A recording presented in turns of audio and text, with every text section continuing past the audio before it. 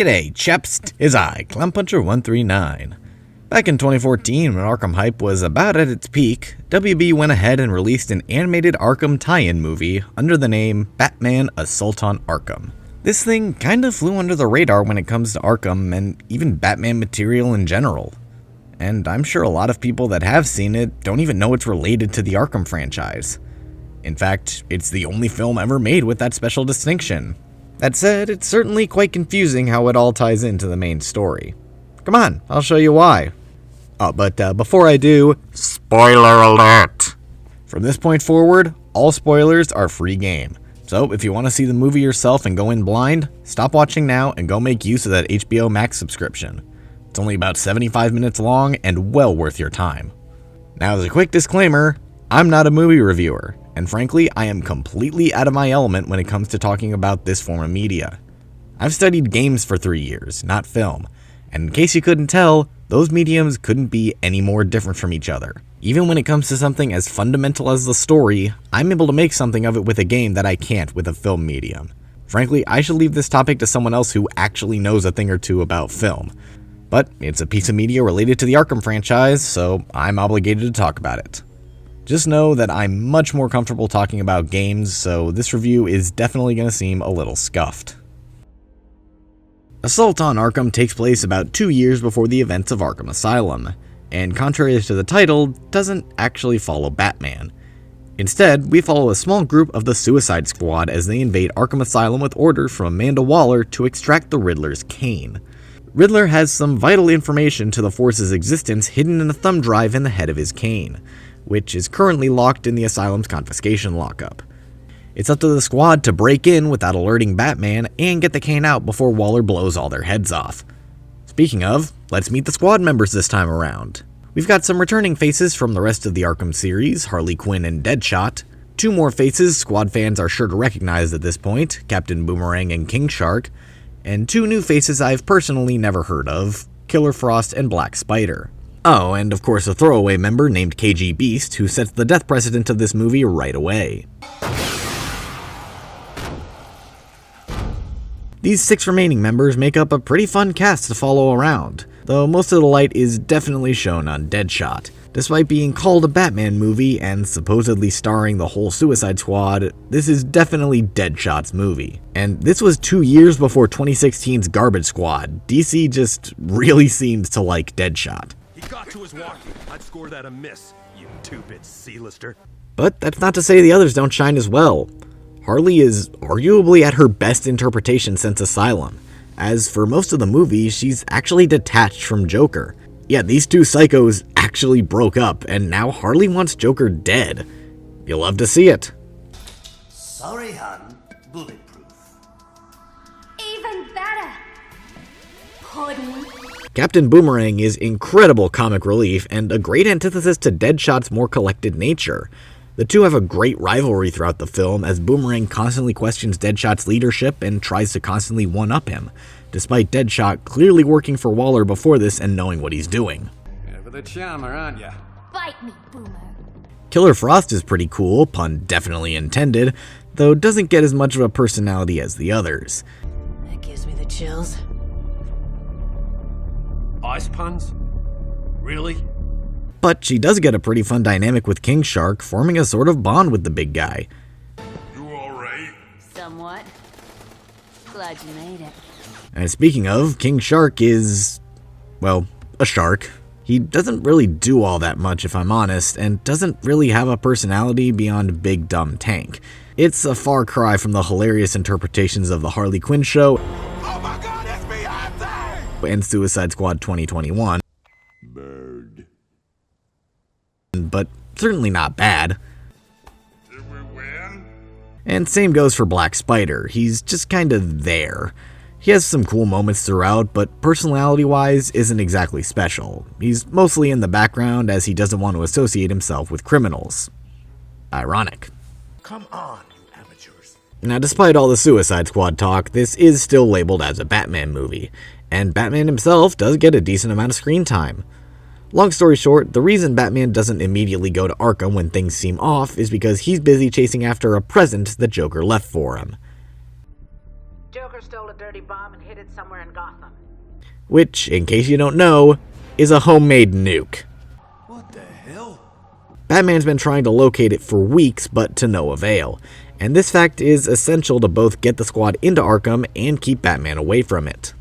While he's out searching the city, Harley commits some petty theft at a random toy shop to try and convince Batman the bomb is somewhere around there. This leads him to capturing Harley and sending her back to Arkham with, unfortunately, no bomb. This helps the crew get inside through an elaborate heist montage with a bunch of details I won't go into. Watch the movie yourself. Batman, who had been out saving someone from Zsasz, eventually realizes that Arkham has been overrun through some fun detective work and heads there to stop whatever's going on.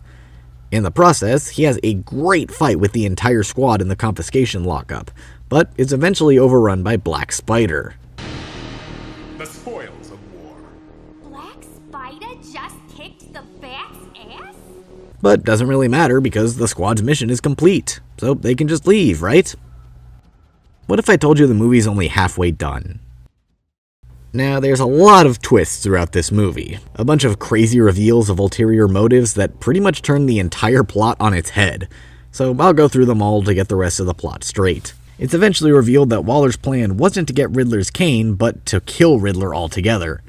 She specifically hired Killer Frost to do that for her, but she ends up finding out why Riddler needs to die. Because I know how to defuse them. Turns out, he was also a part of the Suicide Squad at some time in the past. But unfortunately for Waller, he figured out how to disarm the bombs. Now she needs him dead or risk losing the entire task force. Frost decides it's worth taking the risk to get the bombs out of their heads, so rejoins the team to escort Riddler to the medical building. After another great action scene, the team makes it to the chamber and Riddler reveals his plan. He's going to strap them down and send a ton of volts through their heads to overcharge the bombs, deactivating them. Black Spider decides to stand watch while the others go through the process. It's a darkly comedic scene with most of the members screaming their heads off while Harley laughs along. It ends up working for almost all of them, but Waller realizes what they're up to and decides to blow the bombs. But all the bombs end up deactivating, except for one unlucky shark.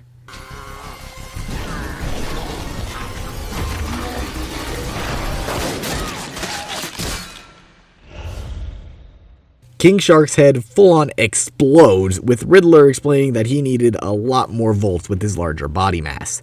Pretty sad fate that I'll break down a little bit later. But wait a minute, Black Spider wasn't in the chair, yet he's perfectly fine. What's going on here? Well, Riddler figured it out. Haven't you solved it yet? The Black Spider is Batman! Turns out Batman didn't lose against Black Spider, but merely took his place in hopes of finding out what the squad was doing there, and maybe finding Joker's bomb. Well, he got one of those things, and proceeds to interrogate Deadshot.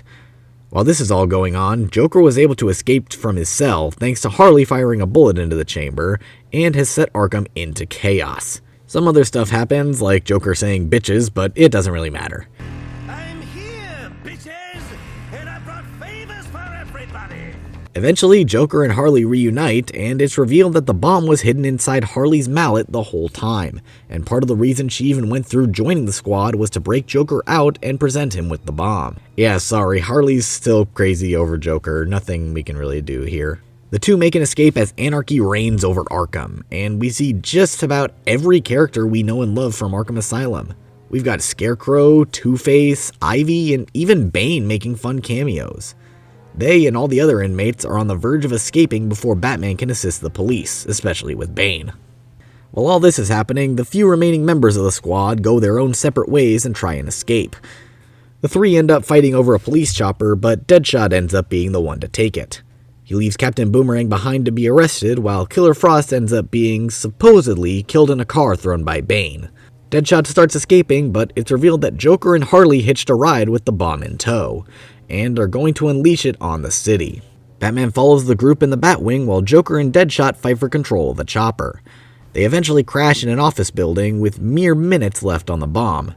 Batman has to fight Harley to disarm it, while Deadshot fights Joker for his life. For someone who's not Batman, you've been a real pain in my ass. Both end up victorious, but with Joker falling off the building to what should have been his death. But we all know it isn't, so it's not surprising when Waller tells Batman that they found no body. Arkham ends up back under control, Joker's bomb is thankfully no more, Deadshot is now technically a free man, and is using that freedom to assassinate Waller. But the movie cuts before he pulls the trigger, so she's presumably left alive. Bang. And that's pretty much the movie. Overall, a pretty fun story. This squad full of mostly newcomers to the series is great to see, and makes way for deaths that don't feel consequential. All the members are pretty good or great in their own right, but definite shoutouts to Captain Boomerang for being absolutely hilarious, Fresh air and time off my sentence? Feel free to keep calling me up, love. and Killer Frost for proving just how far I've fallen down the rabbit hole of degeneracy. My only question is why Waller didn't just blow your head off with your nanobomb. There's a lot of great callbacks to the Arkham franchise, as well as just general Batman history in this movie that avid fans can Leo point at. We've even got a smiling fish from the animated series. What's not to love? And of course, how can I talk about an animated movie without commending the voice actors? The man himself is back voicing the Bat, Kevin Conroy. I know you helped him, Nigma. Tell me where it is. And for the first time, he's teaming up with Troy Baker's Joker, which is an absolute delight to see. I knew that sound. Someone's flossing their brain. Hynden Walch is a great Harley Quinn, not quite as great as Arlene Sorkin or Tara Strong, but certainly good nonetheless. Neil McDonough gives a great performance as the generally stoic leader Deadshot, no complaints there. Don't break cover in the middle of an operation unless I say so. Matthew Gray Gubler gives a solidly fun performance as Riddler, though isn't quite as fun as Wally Wingert, who played him in every single game. It's the electroshock. It's the what now? I'm gonna run 1,000 volts through your heads and fry your bombs. And then we've got just a bunch of really surprising roles, like King Shark, played by John DiMaggio, aka Jake the Dog, Bender, and Marcus Phoenix. Bite my shiny metal ass. Jennifer Hale as Killer Frost, who's apparently been playing her for the better part of 2 decades, and is also the modern voice of Cinderella, Ayla Sakura from The Clone Wars, and apparently also played an uncredited Samus Aran, and even Nissa from Season of Infamy. What a monster you've let yourself become. Well, I'm convinced. Oh, and somehow they also got frickin' Giancarlo Esposito as Black Spider. I don't think I need to tell you what he's been in. I was acting. Or was I? Who are you people? And why am I in uniform? All these actors are really giving it their all for this movie, and it shows. Also giving it their all is the animation department. Now, good animation in DC is nothing new. It's been a staple since Batman and Superman each got their animated series. Characters are all distinct, yet fall into that classic Batman style, while at the same time only slightly deviating from their Arkham appearances if they existed. Deadshot and Riddler look pretty similar to their game counterparts, as do Batman and Joker, though those two do kind of combine their origins and Asylum styles, which is a nice touch. Harley finally gets to wear her Jester uniform, though I'm personally not a big fan of it. It's fine for the more child-friendly animated series, but looks a bit goofy in this much more violent adaptation. I definitely prefer when she doesn't have the headgear on. One character I honestly just can't get over though is Amanda Waller. Why did they make her so big? They had a perfectly serviceable design from Arkham Origins and Blackgate, so why'd they make her like this? I can only guess it's a creative decision, but I don't personally agree with it. No, I have Google like the rest of the world. Whatever, it doesn't really matter because the rest of the animation is great. There's a lot of really fun action scenes with great choreography and effects. You get to see the squad do their thing just as much as Batman, and it's all great. The riot on Arkham Island during the finale is awesome and has so much going on, and the final fight of Deadshot and Batman versus Joker and Harley is spectacular. There's a lot of energy to everything, creating a super fun watch. There's pretty much never a dull moment in this movie. It's a great way to pass some time. Now here's arguably the most confusing aspect of this film. Assault on Arkham follows the team of 6 members of the Suicide Squad, and as it would happen, 4 of those members are the protagonists of Kill the Justice League, the next game by Rocksteady that is confirmed to be set in the Arkham canon. Those members are Deadshot, Harley Quinn, Captain Boomerang, and King Shark, all arguably the most famous recurring members at this point. However, as I mentioned earlier, one of those members does not survive this film, King Shark. All the others are alive and kicking by the time we reach the credits, but King Shark bites an early bullet and gets his head blown off by Waller. This kinda breaks the continuity and means we're either getting a resurrection, a new King Shark, or one of these is less canon than the other. And according to some very limited research I did, apparently Captain Boomerang also dies in a comic at some point after Assault on Arkham. Combine that with Deadshot now being black despite Arkham clearly having a white Deadshot both in this movie and in the games, and I guess all rules are thrown out the window at this point. Maybe it's got some multiverse indications, or Waller has some kind of cloning device, who knows. Frankly, it's anyone's guess how Kill the Justice League is actually going to tie in, or if they're just going to make Assault on Arkham non-canon. Aside from that though, it ties into the franchise really well. It takes place a sizable amount of time after Origins and before Asylum, so no major continuity breaks there. It's really just Kill the Justice League screwing things up, so I can't harp on the movie for doing anything wrong. Really, I've got no complaints except wanting a bit more of the lesser-seen squad members. And when all I want is more, you know you've done something right. Batman Assault on Arkham was a really fun time and a great addition to the Arkham saga. Sure, it has a few plot points that may or may not break the continuity a little bit, but when has that ever been a problem for this franchise? There's a ton of great little moments throughout the movie I didn't even get to mention that you're just gonna have to watch it for yourself. Like an entire plot point about Penguin I didn't mention and how he doesn't want Harley in the Iceberg Lounge. You! Or Deadshot out crazying the Joker. Hold on, stop counting for a second. I know there are bullets. Or the entire breaking in heist where every member gets their chance to shine. You're late. Ran into her ex. Grab hold. Or, hell, the opening of the movie with Batman fighting special forces. There's so much I didn't mention that you have to watch the movie for yourself to see. It's a great way to spend 80 minutes and has a lot of fun stuff that Arkham fans will absolutely love. Not much else to say except thanks for watching, Yahtzee! and I'll see you later, chaps.